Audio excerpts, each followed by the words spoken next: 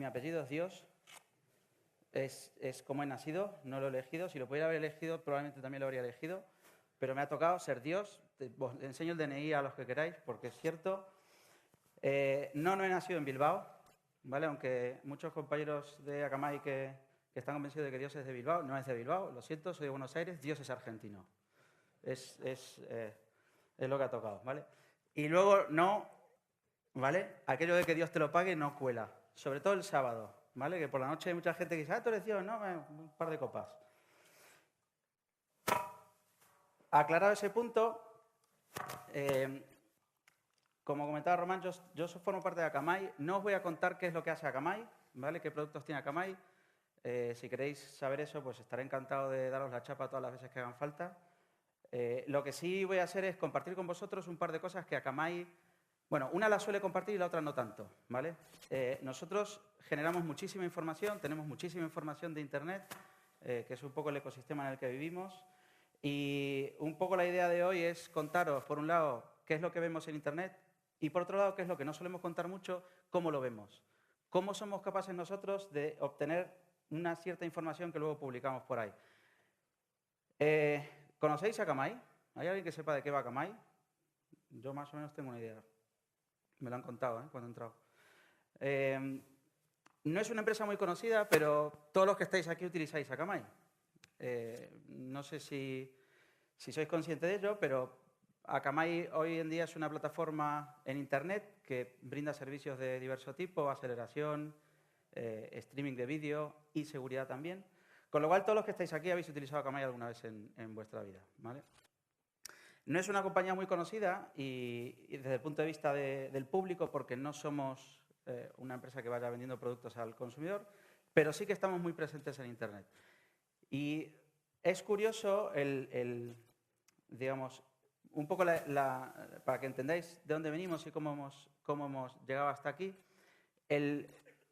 La presencia que tiene Akamai en Internet hoy en día es lo que nos da a nosotros la posibilidad de daros un montón de información y a nuestros clientes dar servicios de seguridad en la nube, ¿vale? Yo creo que lo más valioso que tenemos a día de hoy es justamente la información y es lo que os voy a contar un poco, ¿vale?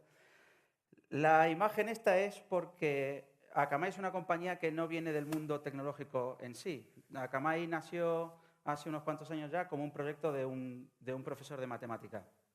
Para los que no conozcáis la historia, básicamente en los años 90, cuando Tim Berners-Lee estaba trabajando sobre el proyecto que hoy es la web como tal, hablando con nuestro fundador, Tom Layton, le comentó que igual Internet lo mismo tenía tirón y se petaba, ¿vale? Eso fue un poco la conversación. Con lo cual, Tom Layton, que es nuestro fundador, que es un profesor de matemática aplicada y que él se dedica a estas cosas, fundamentalmente, lo sigue haciendo, de hecho, se puso a trabajar en un proyecto de cómo hacer Internet un entorno más fiable, más estable, más, digamos, que funcione un poco mejor, que se evite la congestión.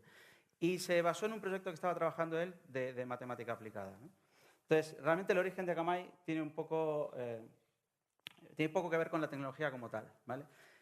Lo llevaron al Meet, ¿vale? Es un poco curiosa la historia porque parece una peli americana, ¿no? De estas fueron al Meet, que es donde trabaja nuestro fundador, presentaron el proyecto a un concurso, ¿sabéis estos concursos que hay de startups de todos los años, donde se presentan una serie de ideas y de propuestas y de trabajos?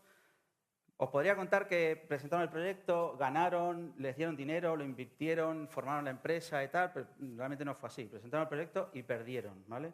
No les dieron el premio que se esperaban. Aún así sí que les dieron algo de dinero. Lo que pasa es que decidieron no invertirlo en Akamai, se fueron a Hawái, ¿vale? Y de ahí viene el nombre de la palabra Akamai. Eso he sido yo.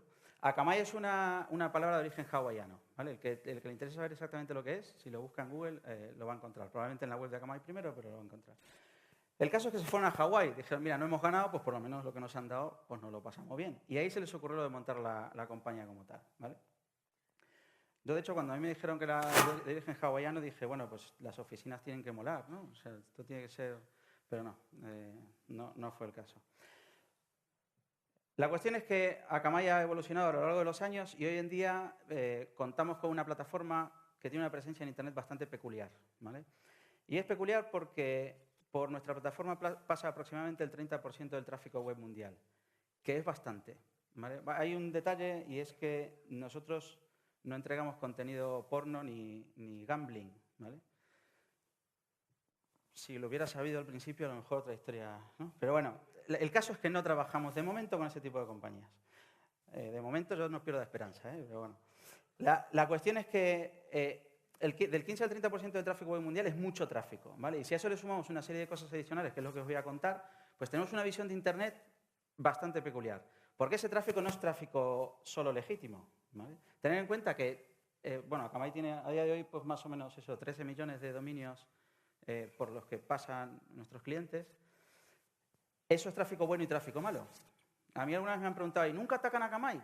Bueno, a ver, Akamai como tal, ¿voy a atacar a Akamai? Pues no, operaciones de esas no hemos tenido, la verdad.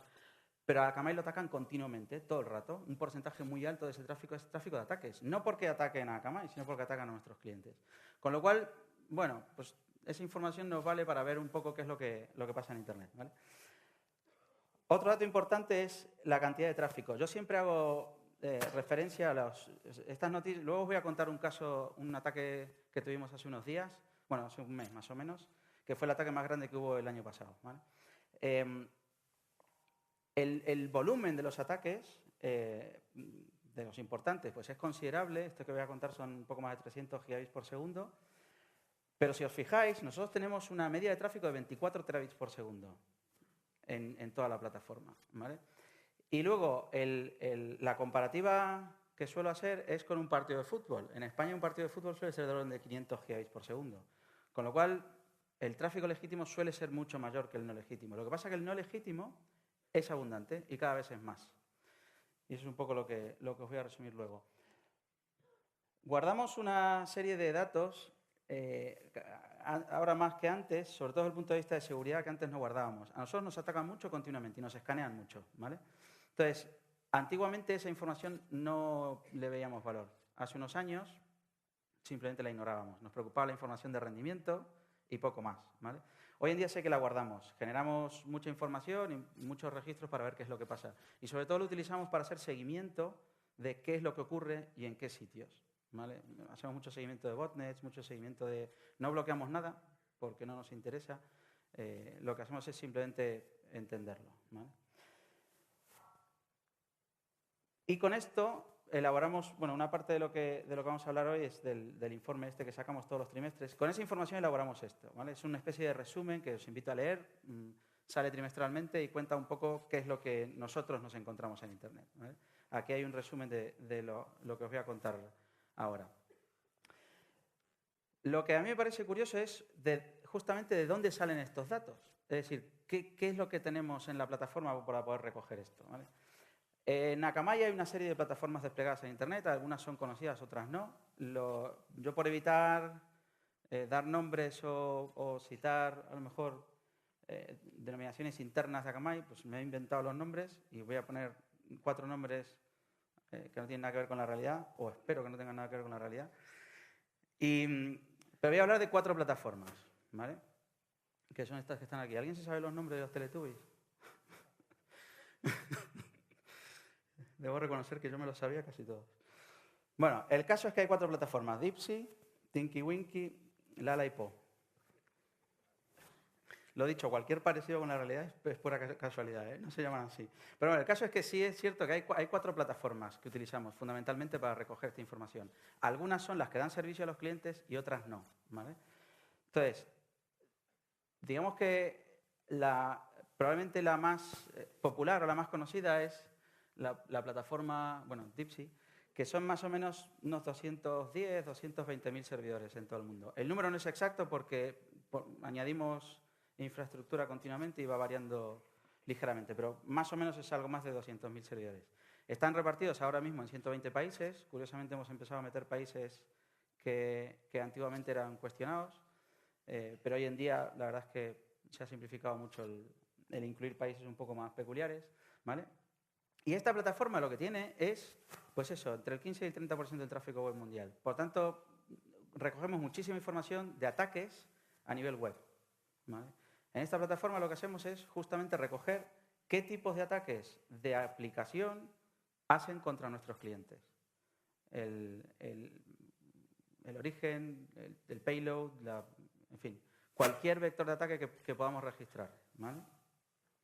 Esta plataforma está operativa 24/7, lógicamente, y es de donde sale gran parte de la información que luego veis por ahí. Esto también lo utilizamos para algunos de nuestros productos, lógicamente. Usamos información para poder luego mejorar, dar reglas, dar otro tipo de servicios a clientes en general, ¿vale? Luego, por otro lado, está Tinky Winky, ¿vale? Esta plataforma es un pelín diferente a la otra. En este caso lo que hacemos es registrar actividad de red. ¿Qué es lo que ocurre a nivel de red en toda la plataforma? ¿Quién nos escanea? ¿De qué manera? ¿Cómo va variando en las técnicas de escaneo y de intentos de ataques a nivel de red, que son los que últimamente más ocurren?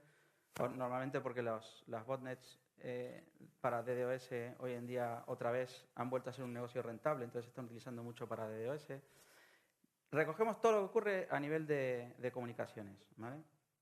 No, insisto, no es una herramienta de bloqueo, no es una herramienta de intentar parar o de intentar evitar, sino que es una herramienta de recoger información.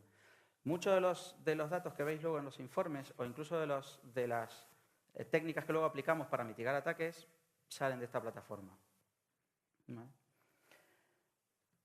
Luego, hay otra plataforma que sí que es una plataforma ligeramente diferente al resto, porque esta es una plataforma, bueno, tiene aproximadamente 1000 servidores, están desplegados por ahí también, y esta es una plataforma que no está anunciada, no da ningún servicio realmente. No la utilizamos para nada a título de clientes o de productos Akamai. Esta plataforma simplemente lo que hace es ver qué pasa. O sea, son muchas IPs por ahí que están esperando a que alguien las ataque. Y nada más, no hace nada. Simplemente monitoriza. De hecho, podría decirse que es similar a una honeynet, pero no es exactamente el mismo concepto, ¿vale? Pero lo que hacemos con esto es coger todo lo que podemos de todo el stack. Aquí, sobre todo, lo que buscamos son malware que hayan infectado botnets y que se estén utilizando para hacer ataques de denegación de servicio. Normalmente en este tipo de plataformas es donde detectamos pues eso, qué nuevos vectores de ataque se están utilizando ciertas plataformas, de dónde vienen, cómo son los vectores de infección, las diferentes técnicas de intrusión, en fin. Es una plataforma que nos viene muy bien para poder detectar ese tipo de cosas. No es igual que las anteriores, pero sí que con eso retroalimentamos mucho el resto de plataformas de Akamai. Y luego, por último, hay una plataforma muy grande en términos de comunicaciones, que es la que utilizamos para bloquear y mitigar cualquier tipo de ataque volumétrico. Aquí es donde nos encontramos generalmente este tipo de ataques grandes. Cuando uno se enfrenta a un ataque de negación de servicio, los ataques de verdad suelen ser ataques muy amplios. El que os contaba de 300 GB por segundo, pues es de los más grandes, ¿no? Nosotros lo que hacemos es llevar un tracking y un control de todos los ataques de más de 100 GB por segundo que ha habido a lo largo del año. Y una de las peculiaridades es que tenemos una media de 40 a 50 ataques de más de 50 gigabits por semana. Con lo cual, la carrera hacia el volumen y hacia la cantidad pues, va cada vez más rápido. Aquí sí que importa el tamaño. Esta plataforma, en una denegación de servicio, el que gana es el que tiene más grande. Y eso es así. La distribución lo que hace es dar mucho poder. Bueno, una de las botnets que nos encontramos el año pasado tenía 3 millones de nodos infectados. Y si pensáis en el tema de Internet of Things y dispositivos conectados y tal, esa botnet solo eran Raspberries. Con lo cual, estamos en un mundo ya en donde nos encontramos realmente lo más grande y lo más distribuido que nos encontramos son ese tipo de dispositivos, ¿vale? Lo peligroso es que son los más fáciles de infectar y además suelen estar conectados a Internet. Con esta plataforma, una de las cosas que también hacemos es elaborar una serie de técnicas en tiempo real de cómo ser capaces de reaccionar ante cierto tipo de organizaciones, que no ataques, ¿vale? Tener en cuenta que cuando un cliente nuestro sufre un ataque, no suele ser un caso de, bueno, voy a intentar escanear y voy a lanzar aquí una herramienta a ver qué pasa y tal. Eso no es un problema normalmente, ¿vale? Cuando hay un ataque es porque hay una organización por detrás que está intentando hacer algo Y esa organización suele ser una organización profesional. Nosotros con lo que nos encontramos normalmente en Internet es con grupos profesionales que saben muy bien lo que hacen. En general, mejor que muchos de los que están del otro lado.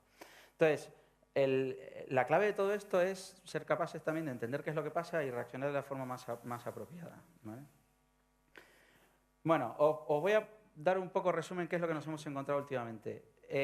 Uno de los problemas que tienen nuestros clientes es que los ataques no son de una única forma, ¿vale? No existe un único tipo de ataque, no hay una forma, yo lanzo esta herramienta y se acabó.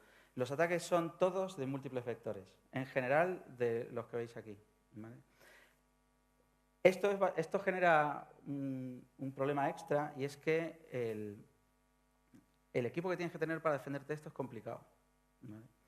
No es fácil entender de todo este tipo de ataques. No es fácil entender cómo funciona a nivel de red, no es fácil entender cómo funciona a nivel de aplicación y luego no es fácil contar con gente en tu compañía que sea capaz de mitigar esto. Imagino que, espero que ninguno aquí se haya visto obligado a defenderse de un ataque de estos porque es bastante estresante y bastante desagradable, sobre todo porque no cuentas con los recursos con los que tienes que contar. Y normalmente lo que suele ocurrir es que no estás preparado.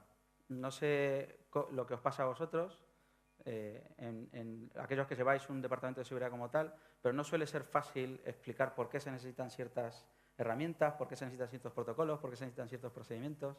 En general suele ser, hasta que no te atacan, no compras, ¿vale? A nosotros nos han sugerido que a lo mejor teníamos que contratar servicios extras para que nos contraten más. No es del todo ético, pero desafortunadamente hay mucha gente que contrata una vez ha recibido el ataque, ¿vale? El caso es que esto es un problema bastante habitual, no cambia mucho. Hace unos años, ahora unos 3 años, bajó el ritmo de ataques a las aplicaciones y empezó a subir otra vez el de infraestructura. Y hoy en día lo que nos encontramos es casi todo ataques a infraestructura. Ir a atacar la conexión de red, intentar llenar el canuto, que es lo más rápido y lo más fácil, ¿vale? Y las técnicas pues pueden ser un poco variables. Otra cosa que nos encontramos curiosa es desde dónde se hacen los ataques de reflexión, ¿vale? Esto es una foto de un mapa interactivo que hay en la web y que podéis consultar. Esto lo que hace es ir registrando quiénes son los que de dónde nos llegan los ataques de reflexión. O sea, cuando alguien utiliza una herramienta para hacer ataques de reflexión y atacar a una víctima, en este caso sería una máquina de Akamai, pues este tipo de información lo que nos ofrece es saber en qué sitios hay más infraestructuras vulnerables, ¿vale? En general suele ser Estados Unidos y Asia. Es un poco la tendencia habitual. Casi más Asia que Estados Unidos. Nos encontramos con muchísimas infraestructuras que están disponibles en Asia para poder lanzar ataques de este tipo. Y de hecho hace poco, a principios de año, no me acuerdo en qué país fue, de Asia, desarticularon un grupo de gente que administraba una de las botnets de estas grandes. No sé si habéis oído hablar de Xor de DOS. ¿Os suena? ¿No? Es un malware que infecta Linuxes. Bueno, el otro día leí un artículo diciendo, ¿no?, que Linux no es que sea más vulnerable. Infecta Linuxes básicamente porque la contraseña se puede adivinar por fuerza bruta. La contraseña de una consola shell de root se puede adivinar por fuerza bruta. Pero bueno, el caso es que esta plataforma de Xor de DOS es una de estas que tiene 1 millón y pico de hosts en todo el mundo y hace unos días pues al final consiguieron encontrar a quienes la gestionaban, los quitaron un poco de la gestión de la herramienta, pero la herramienta no se ha desmontado. Entonces, por lo visto hay alguien más que tiene control de la herramienta porque nosotros estamos viendo otra vez ataques con la misma botnet cuando se anunció que se habían pillado y tal, no sé. El caso es que si veis un poco la distribución que hay de dónde vienen este tipo de ataques, ¿vale? La realidad es que gran parte del tráfico tiene origen en Asia. Mucho en China, ¿vale? Ahí hay pues, participación tanto de unos actores como de otros, pero lo cierto es que mucho del tráfico que recibimos en todo el planeta pues, viene fundamentalmente de Asia, ¿vale? Este tipo de infraestructuras, en lugar de ir a menos, normalmente van a más. hace unos 3 o 4 años nos encontrábamos con que las botnets eran con menos nodos, pero más potentes. O sea, se dejaron de infectar ordenadores normales, pasaron a infectar servidores porque era más eficiente. Un servidor está disponible, tiene buena conectividad, si se cae te lo levantan, el soporte técnico está incluido y suele ser máquinas muy buenas. Entonces, era muy rentable infectar servidores. Lo que pasa es que eso al final pues, tiene el recorrido que tiene y ahora es muchísimo más fácil infectar dispositivos pequeños, ¿vale? Como lo que os contaba de la Raspberry. Luego, otra cosa que nos pasa, nosotros nos escanean continuamente. Y, hostia, era verdad lo de la estética. Nos escanean continuamente. Lo que os comentaba antes es, nosotros a priori no bloqueamos nada, no tenemos ninguna herramienta que de por sí elimine tráfico o bloquee tráfico. Simplemente sí que registramos qué es lo que nos pasa, porque luego esto nos sirve también para dar soporte a clientes, ¿vale? Generalmente, y lo curioso es que eso se sigue manteniendo a lo largo del tiempo, nos escanean mucho Telnet, y Telnet es relativamente fácil de proteger, ¿vale? Pero esto es una realidad con la que nos encontramos habitualmente. Los ataques que mejor resultado dan son los más simples, son los que teóricamente más fáciles son de proteger. En capa de aplicación, por ejemplo, los ataques que más recibimos se arreglan programando de una manera correcta. Pues es el número 1. Y este tipo de ataques, los escaneos, los intentos de robo de credenciales y tal, suelen ser, en general, de una manera muy simple. Esto es un indicador del estado en el que están las infraestructuras por ahí. Desafortunadamente, el nivel de seriedad a la hora de proteger cierto tipo de infraestructuras que están publicadas por ahí es bajo. ¿Os acordáis de NTP? De los ataques de NTP de hace un año y medio por ahí. Que NTP es una herramienta muy simple. O sea, al final yo lanzo un paquete UDP y me responde a la IP que yo le diga y ya está. Pues NTP estaba plagado de servidores NTP publicados libremente por ahí por Internet. Y era fácil de proteger. Eso se protegió rápidamente y todos dijimos, bueno, pues ya está, se acabó NTP, un error, pues se corrige y ya está. Este último trimestre, otra vez, uno de los vectores de ataque más grandes que hemos recibido fue a través de NTP, una vez más. Con lo cual, para mi opinión, es un poco preocupante cómo las compañías se toman en serio lo de desplegar infraestructura pública y no desplegarla. No hay yo por lo que veo, no hay una conciencia real de cuáles son los procedimientos correctos para desplegar este tipo de infraestructura y no dejar expuestos al mundo, pues, una serie de servicios que no deberían estar ahí. Esta es la misma información de los escaneos y lo que recibimos desde dónde nos llegan, ¿vale? Esto sigue siendo Asia un sitio muy habitual. Bueno, la experiencia que tenemos con este tipo de ataques, en general, lo que os decía, tenemos 40 o 50 ataques todas las semanas, no solemos publicar mucha información de eso, más que nada por falta de tiempo, pero sí que intentamos compartir cada vez que nos encontramos algo peculiar, ¿vale?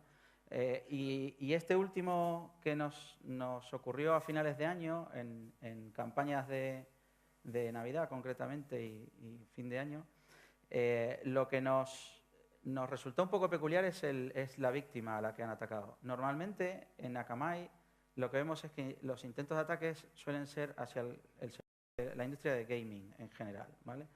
Hay una campaña brutal de atacar a la industria de gaming hasta finales de diciembre. Pues aquí lo que atacaron fue una compañía de software. El objetivo todavía no lo tenemos claro, pero el que sufrió este ataque tan bestial fue una compañía de software. Y además lo curioso de este ataque es que fue un ataque coordinado por un grupo, no sé si la palabra es subcontratando, pero participando con otros grupos, ¿vale? Nos hemos encontrado por lo menos 3 grupos que tenían, digamos, la posesión de 3 botnets distintas. No sé si habéis oído hablar de la botnet Bill Gates. No, XORDDoS era una de estas también, Bill Gates, ¿vale? Y una que lanzaba ataques NTP. Y lo curioso de este caso es eso, que lo que hemos visto es que no se trataba de un grupo o una organización atacando una compañía, sino que era una organización coordinando a otras organizaciones, ¿vale? Entonces, esto ha llegado ya a un nivel de trabajo importante, ¿vale? Y una de las consecuencias, bueno, aquí esto está documentado. Si queréis luego ver en detalle cómo fueron los ataques, qué técnicas se usaron, cómo funciona el malware y tal, pues lo podéis ver. Pero una de las características es que la distribución del ataque fue bastante repartida y bastante homogénea en todo el mundo. Es cierto que nuestro centro de Tokio se llevó gran parte del golpe, pero si veis en la cantidad de tráfico, está repartido de una manera bastante homogénea en todo el mundo, ¿vale? Una de esas botnets es la que desarticularon en enero.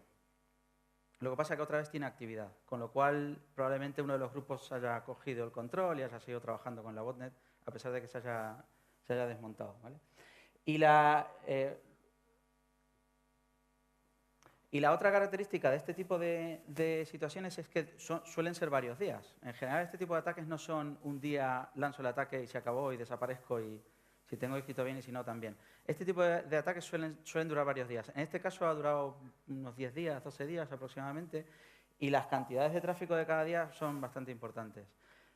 El problema con esto es que no solemos encontrar a alguien con capacidad de ataque tan alto durante tanto tiempo, ¿vale?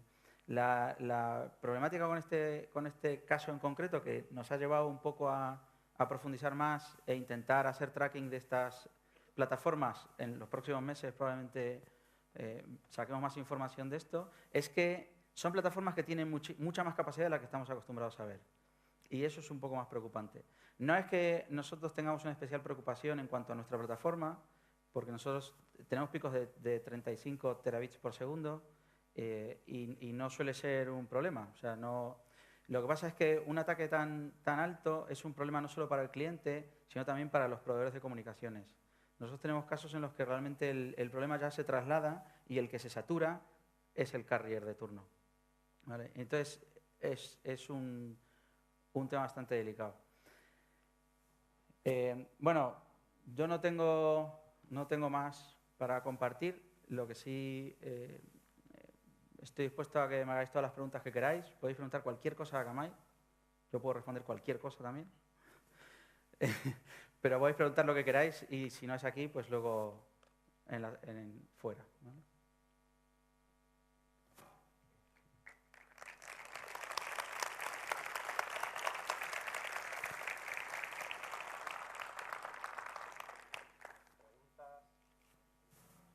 Podéis preguntar, ¿eh?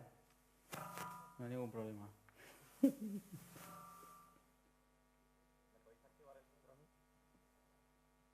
¿Está? Vale. ¿Podéis compartir capturas de tráfico, aunque sea anonimizando IPs, para que las podamos ver? Depende de qué tipo de ataques y de qué tipo de tráfico, sí. Sobre todo si es tuyo. Y no sé... Yo no podríais poner un GitHub, a lo mejor algún proyecto de ese tipo, donde pudierais ir subiendo cosas para que las analizara todo el mundo. A ver, normalmente compartimos cuando nos encontramos con algún malware que realmente tenga relevancia. Nosotros no somos una empresa de análisis de malware, ¿vale? Entonces, no es un trabajo que hagamos habitualmente. Pero sí es cierto que cuando pasa cierto umbral de tráfico, ya nos preocupa y entonces ahí sí que y eso sí que lo compartimos. Lo que pasa es que no creo que no es por GitHub, pero lo compartimos. Vale. ¿Preguntas? ¿Ninguna pregunta? Pues muchas gracias. Hay un par, sí. Una ahí, otra ahí. Vale, que no se os ve. Levantaos. Gritar. Ahí.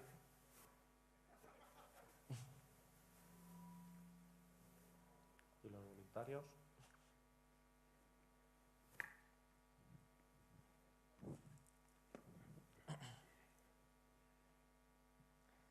¿Quién es el que está más cerca? A ver, levántate, que te vea Carlos.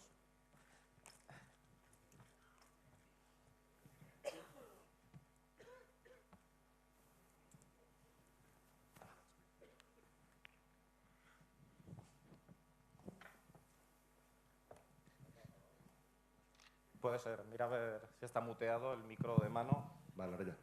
A ver, estás hablando de miles y miles y miles y miles de entradas de registro en logs de información, ¿vale? La correlación de toda esta información, si me estás hablando de que solamente tenéis 1000 nodos dedicados a recolección de información, ¿qué dimensionamiento tenéis a la hora de hacer tratamiento de Big Data? ¿Qué técnicas utilizar? Bueno, si puedes. Sí, a ver, sí. Y es uno de los problemas más grandes que tenemos. A día de hoy solo guardamos 4 petabytes, ¿vale? Eso es lo que guardamos. 4 petabytes no son logs, ¿vale? No es información de log en tiempo real porque eso es muy complicado de gestionar. Es información ya tratada. Y sí, el concepto de Big Data, pues aquí es, sí, enormous data, dice uno de los compañeros nuestros. Lo que nosotros hacemos es coger toda esa información en una serie de sistemas que correlan de manera automática y luego hay un tratamiento específico en los casos en los que saltan unas alertas determinadas, ¿vale? No guardamos toda la información y no tratamos toda la información de momento. Lo que hemos hecho es ir poco a poco añadiendo cosas y uno de los objetivos es, sobre todo, poder detectar patrones de comportamiento y ver qué es lo que está pasando en un sitio determinado para poder sacar conclusiones en otro. Eso sí lo estamos haciendo a día de hoy. Hay una parte de Akamai que se dedica concretamente a analizar lo que está pasando para predecir qué es lo que va a pasar, ¿vale? En función de patrones anteriores. Y eso de momento es lo único que sí guardamos. Esto con el tiempo va a ir creciendo y se seguirán guardando más cosas. Pero a día de hoy son esos 4 petabytes. Son unos 20 teras de información diarios y lo que almacenamos como tal son 4 petas. Solo de seguridad, ¿vale? Luego está el resto de información, pero es eso. Es una plataforma Big Data normal. Vamos, no tiene... ¿Otra pregunta?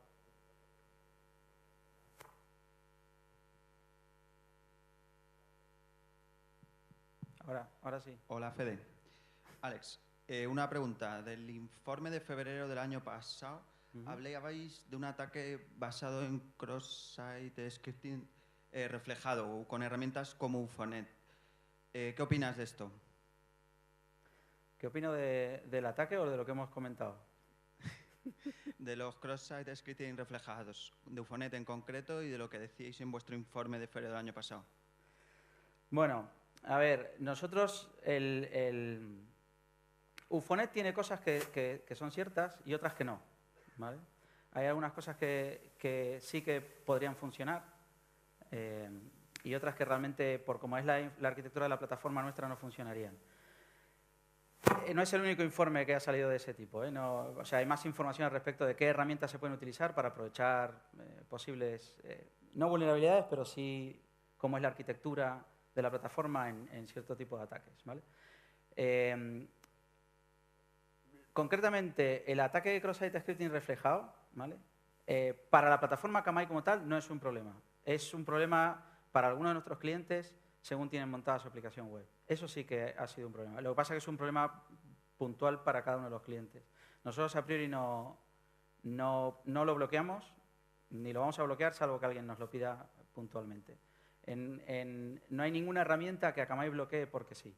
O sea, si alguien lanza un ataque con cualquier herramienta de lo que sea, no tiene por qué ser Ufonet, pero cualquier herramienta contra Akamai, pues nosotros no lo paramos, lo absorbemos y lo analizamos, ¿vale? Salvo que algún cliente en concreto diga, sí, yo lo quiero parar porque me interesa cortarlo a mí. Y luego en privado te digo lo que opino de... lo que opino yo, vamos. ¿Más preguntas? Ahí.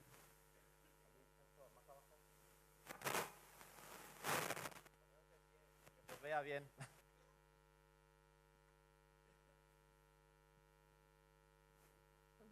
¿Se oye? Ahora sí. Buenas tardes y bueno, gracias también por la conferencia. Te quería preguntar, cuando el ataque es producido por un gobierno, ¿cómo es el protocolo en ese caso? El protocolo es exactamente igual que si no es un gobierno. Si alguien hace un ataque, ¿vale?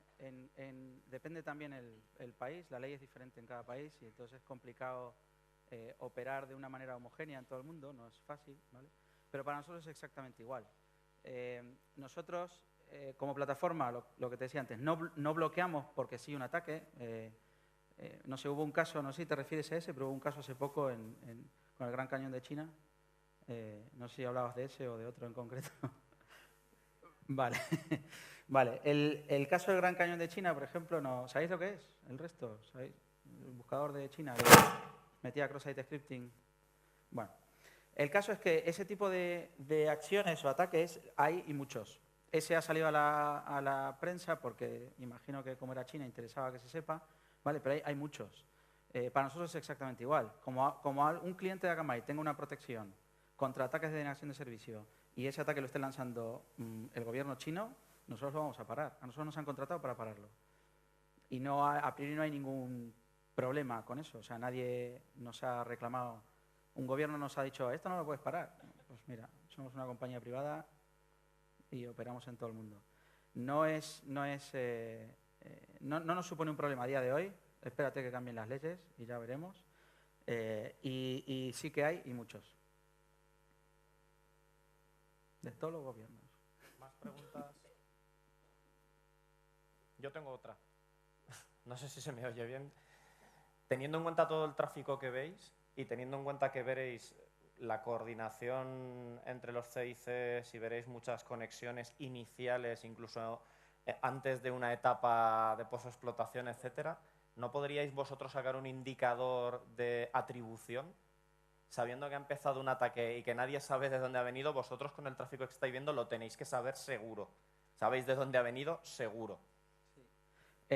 Sí, es verdad. No siempre se puede saber, ¿vale? Y no siempre lo vemos todo, pero en general sí que se puede hacer un tracking de dónde viene y qué ha pasado y tal. Lo que pasa es que hay cierta información que no guardamos, sobre todo por temas de privacidad y protección de datos. Pero sí que en algún caso hemos tenido que dar un poco más de información sobre el patrón, lo que ha pasado, de dónde ha salido. Aquí, esto es un resumen de la información que guardamos, pero luego hay otro tipo de datos, como por ejemplo, monitorizamos mucho BGP, ¿vale? Para saber qué pasa en BGP. Entonces, cuando desaparece una región de BGP o cuando alguien enruta todo el tráfico a un sitio donde no debe, cosas de esas, en general son fallos de... ¡Ostras! Estaba conectado al de producción. Suelen ser más de esos que otra cosa, ¿eh? Pero sí que es verdad que con ese tipo de patrones y de tracking sí que podemos, y en algunos casos lo hacemos, dar una especie de indicador de autoría. Es uno de los proyectos, porque eso lo hacemos a medida cuando alguien nos lo pide, ¿vale? Proyectos que vamos a sacar en algún momento, que es poder dar ese dato de una manera más productizada, no sé cómo llamarla, ¿no? Pero sí, la información está y es curiosa. Muy bien. ¿Alguna pregunta más? Perfecto, pues muchas gracias, Fede.